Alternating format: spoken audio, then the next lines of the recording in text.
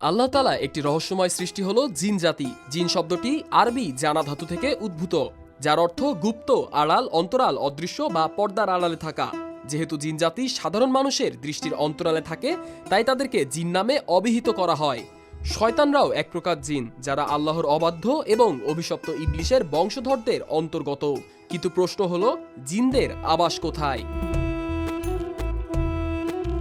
হাদিসে বলা হয়েছে, জিনরা সাধারণত মানুষের দৃষ্টির আড়ালে নির্জন জনমানব শূন্য স্থানে বসবাস করে। মরুভূমি, গভীর জঙ্গল, পরিত্যক্ত ঘর, ধ্বংসপ্রাপ্ত মসজিদ, কুয়া এবং গর্ত, এমনকি শৌচাগারের মতো অপবিত্র জায়গাগুলো জিনদের পছন্দের আবাসস্থল। কিছু জিন পানির নিচেও বসবাস করে, আবার কেউ কেউ আকাশে উড়ে বেড়ায়। তারা এমন স্থান বেছে নেয় যেখানে মানুষের উপস্থিতি কম এবং পবিত্রতা রক্ষা করা হয় না। তাই ইসলামের এসব স্থানে প্রবেশের আগে দোয়া পড়ার নির্দেশ রয়েছে।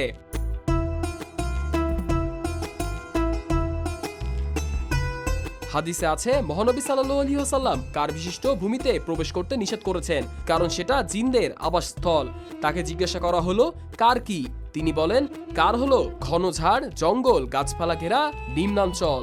এছাড়া জনবসতি, শৌচাগার, গোসলখানা, নোংরা অপবিত্র স্থান, আবর্জনা স্তূপ এবং কবরস্থানে দুষ্ট জিন শয়তান বিচরণ করে।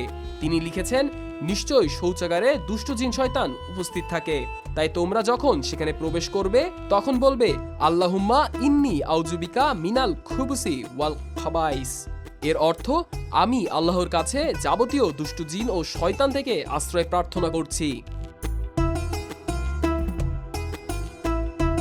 জিন জাতি পৃথিবীতে মানব জাতি আগমনেরও 2000 বছর আগে থেকেই ছিল এবং এখনো তাদের অস্তিত্ব রয়েছে। ফেরেশতারা যেমন আলোর তৈরি, জিনেরা তৈরি আগুনে স্ফুলিঙ্গ থেকে। মহান আল্লাহ তাআলা কুরআনে উল্লেখ করেছেন, নিশ্চয় আমি মানুষকে সৃষ্টি করেছি শুষ্ক ঠনঠনে মাটি হতে, আর এর পূর্বে জিনকে সৃষ্টি করেছি ধূম্রহীন বিশুদ্ধ অগ্নি হতে।